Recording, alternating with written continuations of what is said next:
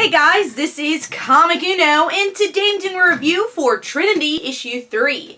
And before I start talking about this issue, just want to give you guys a couple updates. Of course, I have Comic Uno episode 170, and that show will review all the comics I read this week in one show. So be sure to check that out. The episode's annotated, and the exclusive comics for that show are in the description below.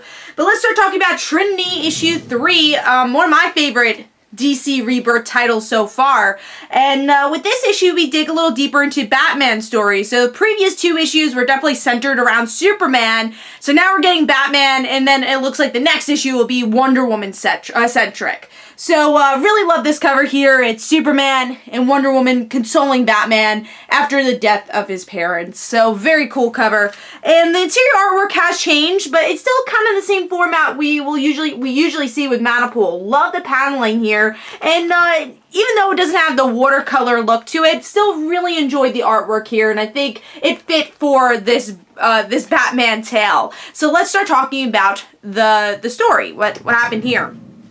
So in this issue, like I said, this is Batman's side of the story. It's Batman reliving the death of his parents, and it's Batman, so it's not actually him being happy and his parents being alive. They're still dead, and for some reason Harley Quinn is his psychiatrist, because it's Batman's mind, and he realizes very quickly that this is not his world, because he's fearful, and because he's become Batman, he's overcome his fears in some ways. So it's an interesting story that, you know, I feel like we have seen a billion times, but at least this time it's with Superman and Wonder Woman being there, really holding Bruce's hand in a way. And it just convinces them that, yeah, they are family. Even though they just kind of started knowing each other, they're growing to become family. And now in the actual world, we do have Lois confronting Poison Ivy as Poison Ivy is kidnapping John. So that was like maybe a page or two, but really fun to see how that story continues. But I like that this issue was Batman focused, because my complaint with the last issue is like, alright, we're getting a little bit too Superman focused, because the first issue felt very Superman focused, and the second issue, and now we actually got to see a little bit more of the other characters that are the main leads of this book. But still, you know, dash of Superman, and I'm looking forward to seeing more Wonder Woman next issue. Now, I guess my only complaint here is, yes, this is a story we've seen before. I don't know if it's a necessary story, but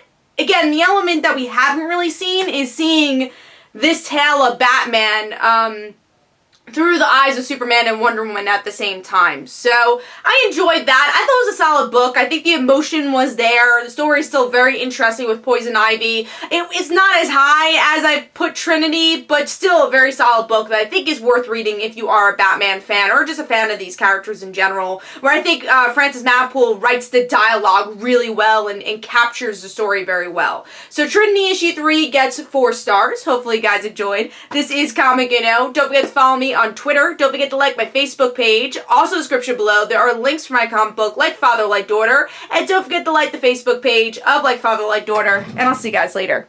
Bye.